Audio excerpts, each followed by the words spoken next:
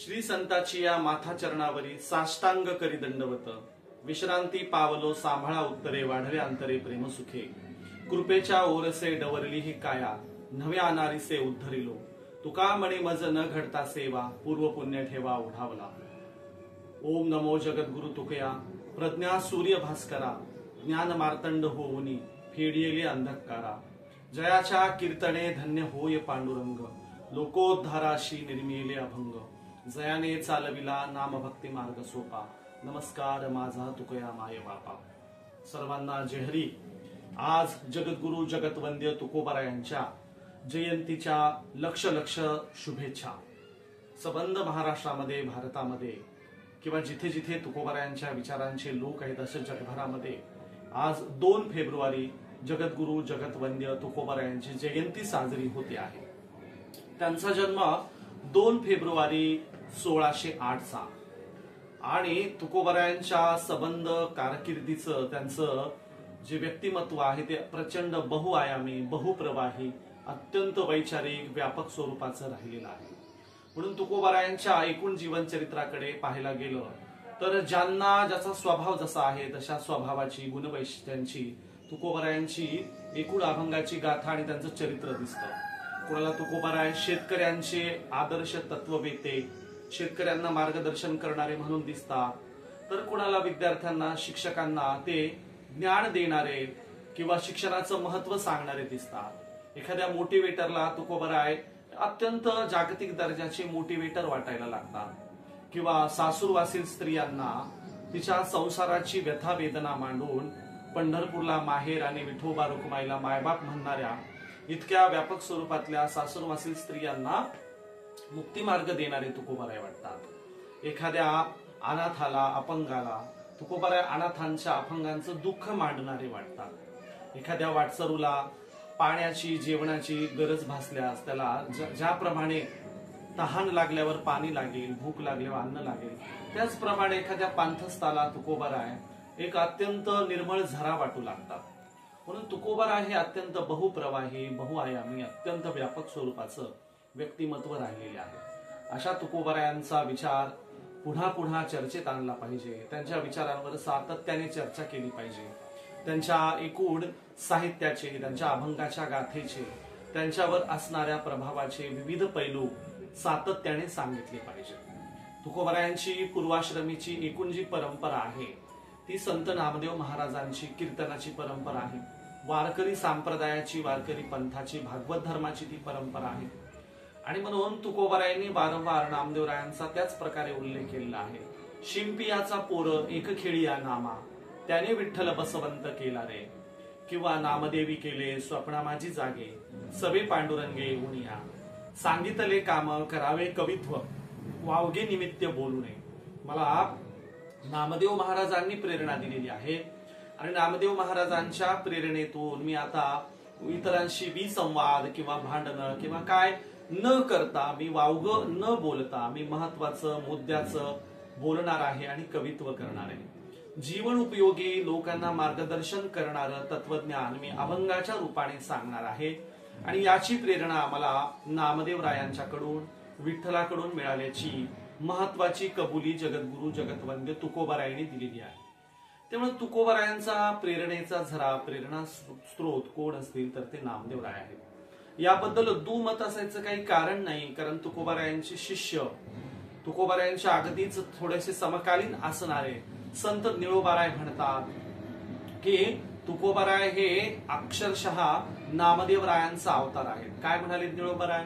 जगद्गुरु तुकया अवतार नामयाचा, संप्रदाय सकळांचा एथुनिया। एथुनिया म्हणजे कुठून या? नामदेवरायांच्या पासून।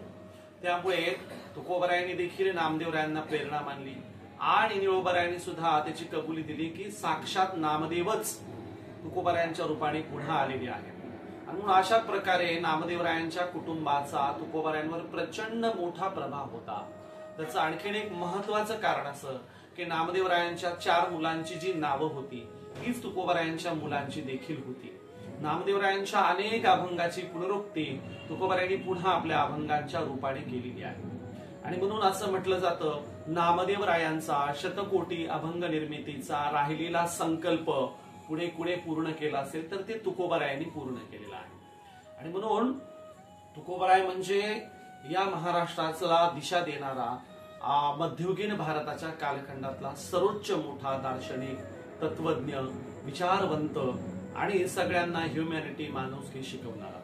तुकोबारायांच्या साहित्याचे काय काय पैलू आहेत तर तुकोबाराय अनेक विध भक्ती नाकारून एकविध भक्ती सांगतात. अनेक तीर्थक्षेत्रे नाकारून एकच पंढरपूरचं तीर्थक्षेत्र सगळ्यांना देतात. अनेक मूर्तीतले देव नाकारून ते विठ्ठलच सर्वांच्या समक्ष उभा करतात.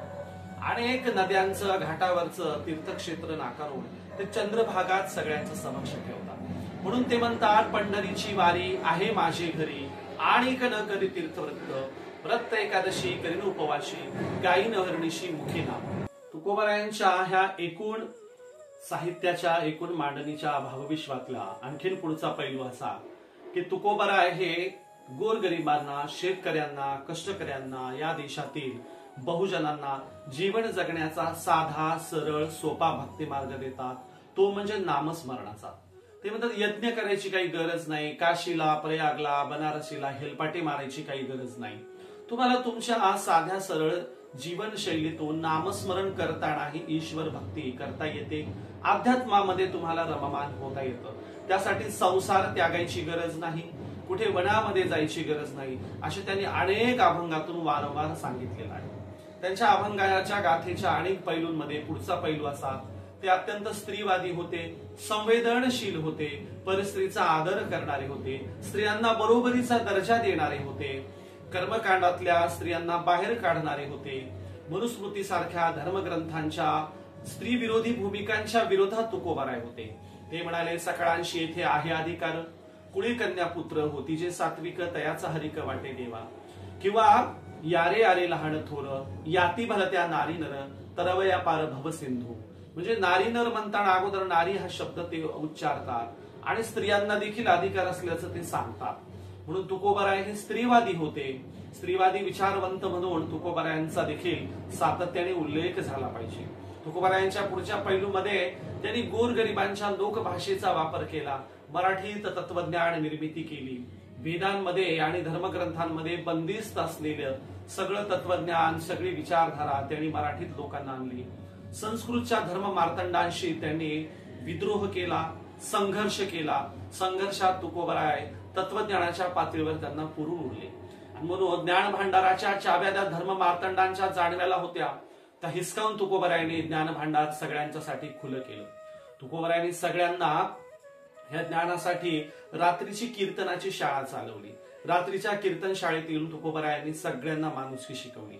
ही माणुसकी त्यांनी केवळ तत्वज्ञानाच्या विचारांच्या अभंगाच्या पातळीवर नव्हे, तर त्यांनी कृती करून देखील लोकांना गुलामगिरीतून, कर्मकांडातून, अंधश्रद्धेतून मुक्त केलं. एवढंच काय, स्वतःच्या घरातल्या सावकारकीच्या कर्जाच्या वह्या पाण्यात बुडवून लोकांना कर्जमुक्त केलं. इतके संवेदनशील माणुसकीच्या विचारांचे तुकोबाराय होते. तुकोबारायांच्या या चरित्राकडे लोकांनी आणखीन गांभीर्याने बघितलेलंच नाही. आम्ही त्यांचे वैकुंठ गमन सोहळे करतो, परंतु त्यांची जयंती मात्र आम्ही मोठ्या प्रमाणावर साजरी करत नाही. तुकोबारायांची जयंती सर्वत्र साजरी झाली पाहिजे. त्यांच्या व्यक्तिमत्वाच्या विविध पैलूंवर चर्चा झाली पाहिजे. शेतकऱ्यांच्यासाठी शेतीविषयक धोरण सांगताना तुकोबाराय सांगतात, मळे झाकुणिया करती पेरणी, कुणब्याची वाणी लवल आहे. घरात प्रेत असेल तर ते तत्काळ झाकून ठेवावं आणि अगोदर पेरणी करावी असं म्हणणारे तुकोबाराय. त्यामुळे पेरणीपासून कापणीपर्यंतचे किमान 1000 अभंग तुकोबारायांनी लिहिलेले आहेत.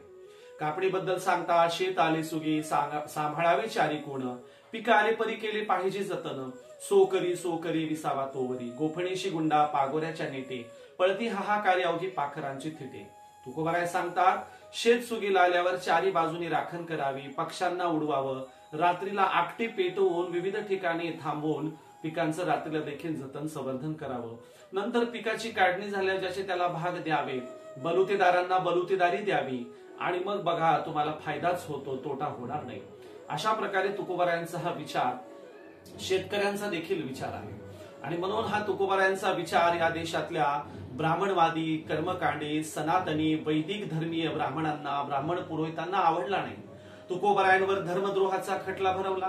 या धर्मद्रोहाच्या खटल्यात कुणब्याला, शेतकऱ्यांना, कष्टकऱ्यांना ज्ञान बोलण्याचे, वेद बोलण्याचे अधिकार नाहीत म्हणून तुकोबरायांना सजा सुनावली. फिर्याद दाखल करणारे ब्राह्मण, न्याय देणारे ब्राह्मण, आणि तुकोबरायांना काय न्याय दिला तर अन्यायच केला. तुकोबरायांची गाथा पाण्यात बुडवायचं फरमान सोडलं. तुकोबरायांचा धर्मपीठासमोर अपमान केला गेला. त्यांना घालून पाडून बोलले आणि तुकोबरायांचा किमान 40,000 अभंगांचा अभंग गाथा सनातन्यांनी, धर्म मार्तंडांनी पाण्यामध्ये बुडवला.